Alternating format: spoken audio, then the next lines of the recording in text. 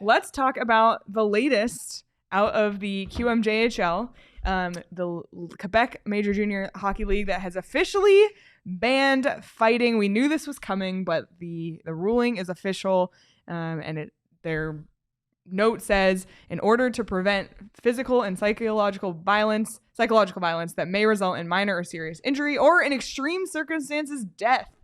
The Q is responsible for establishing rules of intervention when a fight occurs between two or more people during a game, regardless of whether they are players or other team members. And it goes on and talks about the different ejections, the different suspensions based on fight. If a fight occurs, they need to be broken up immediately. They'll get an automatic 1-game suspension. The person who sparks the fight will get a 2-game suspension, et cetera, et cetera. I know that you and I have a different perspective on fighting than Craig does, so we'll just say that we're speaking from our own opinions, but PD, I will throw it to you, your thoughts on the complete banishment of fighting in the This is hard for me. I've seen, first of all, and I people that listen to us a lot know what I think about fighting. I do not like the staged fights that are there just to fight. I think the NHL is past that now, where you don't see two guys line up the face-off circle and go, hey, you want to go, and we drop and we fight, and the two tough guys go at it, and everybody claps and we go on. I don't like those. I don't see the purpose. I don't see what that does for the game. However, this game is incredibly fast, it's incredibly violent, and it's incredibly difficult to officiate, meaning that the speed is so great that the referees, even though there are two of them on the ice, they miss stuff.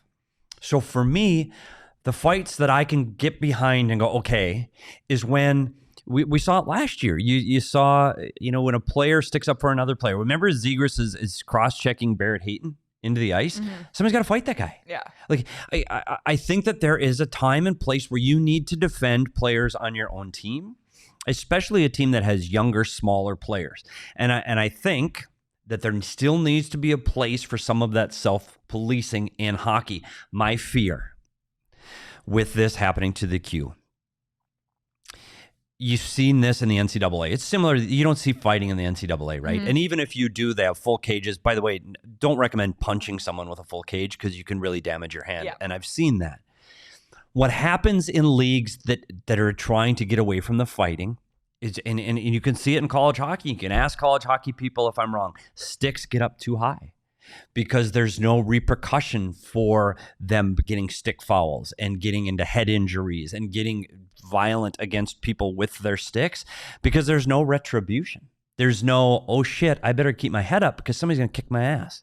There isn't that in college hockey. So because of that, you're seeing much more higher stick flagrant fouls in that sport and in that league and at that level because there is no threat of fighting.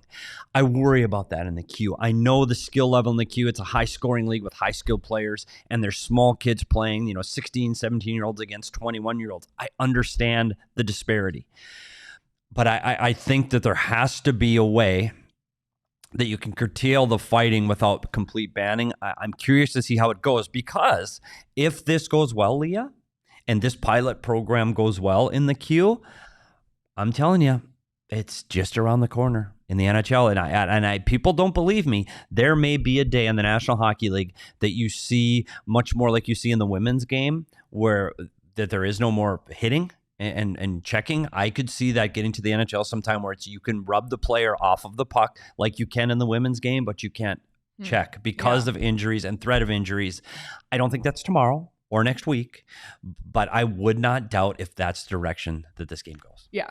I think the chat has kind of said it very well that like fighting, it belongs in the game. It's what makes hockey unique. And I think that you and I are on the same page about that. I think this is where Craig differs from our opinion a little, which is totally fine. Every opinion is valid. And I think everybody makes good points, but I think it was Nicholas made the point, I'm genuinely okay banning fighting in juniors and younger levels to protect the kids. And when you go to the rule book that they put out, the line that they bold was in order to emphasize a safe quality of play conducive to the development of players participating in QMJHL activities. So I thought underlining that was kind of essential because it is a developmental league. So they're trying to make it conducive to developing players. You can make the argument that then you're not developing physicality, but you also, there still are fights in college hockey that happen. You just have to know what the consequences are. Yeah. So it will curb fighting. They can't ban fighting, because if they ban fighting, then like it wouldn't happen at all. It probably it's gonna happen. It's gonna happen. It's gonna happen. They play a long schedule. Yeah. They're gonna fight. Yeah. It's gonna happen. Yeah. Hockey's not gonna change. But what about the kid now that's played 3 years in the Q, and now guess what? He's got to go to the American League next year. Well, guess what they have in the American League? Fighting. Yeah. No, you've never fought. Because in minor hockey, you don't have fighting. And young kids, you don't even have checking. Now you don't fight in juniors. Now you're going to the American Hockey League and you're playing against guys that could be 30 years old on the other side. That's all they do is fight.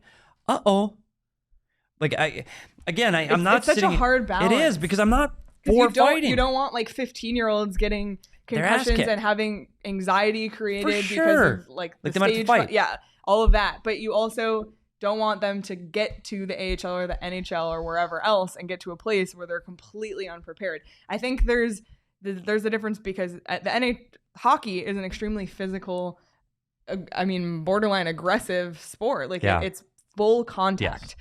So it's finding the balance. And this is what's so hard, because you understand it. I understand I do too. Banning it in junior levels. I do. But how do you reconcile that with when it becomes time to go in the AHL and the NHL and that you're ready to protect And it's funny because this has come up before, and it happened when the little dust up happened between Anaheim and Arizona last year. And I had the opportunity to talk to guys that fought in this league a lot. And they preferred not to be mentioned by name, but all of them said that there still needs to be fighting to protect players in those circumstances. And I think you can look at players today. Okay, Clayton Keller has made it several years into his career. Clayton Keller doesn't fight. Has he? I think he's been in one or two, like ever, because you pick your spots and you pick your guys, your size. You can get through this league and play competitively at a smaller stature. I mean, they're everywhere in this league right now. Guys under 5'9" that are competing and playing it. Look at Connor Garland and Hughes, and they don't fight. I don't think you have to. I don't think the mandate is there. Now, if you feel like you're in the queue and you feel like you're 15 years old and you have to fight, that's a problem. That is a problem. Yeah. And you don't want those kids in the size disparity because of the age differences. You don't want people to be afraid to play. Mm-hmm. I think all eyes in the hockey world are going to be on this new rule, because you're right.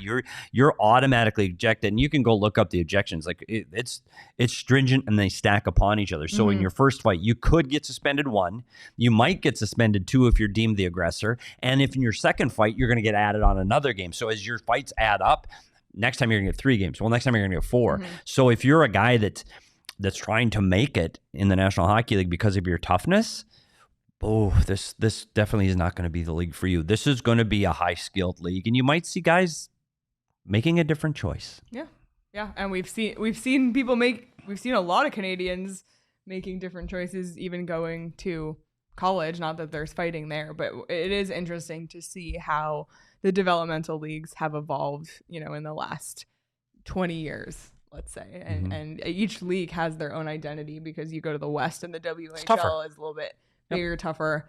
It's just different. So it's all very fascinating. It's one of those, I don't think there's actually a right answer at all. I think every opinion on it is valid and makes sense. And it's just tough. So nobody wants to see anybody get hurt. Nobody wants to see anybody get hurt at any level. And then I watched some of the Memorial Cup last year, and some of the hits in that league were downright dangerous and check, from behind into the boards, charging. So that is just as egregious and injury inducing as you see in the fights. So I'm all for protecting players and making a safe atmosphere to play in. I just don't know if this made it safer, or in the case of the college game, where you're going to see sticks go up and make it actually more dangerous, because there is no internal policing. I think all eyes will be on it, and I can't wait to see how it progresses. Yeah, and time will just tell and show what impact this has long term. So we'll have to stay tuned for that. Anything else on? No. I do think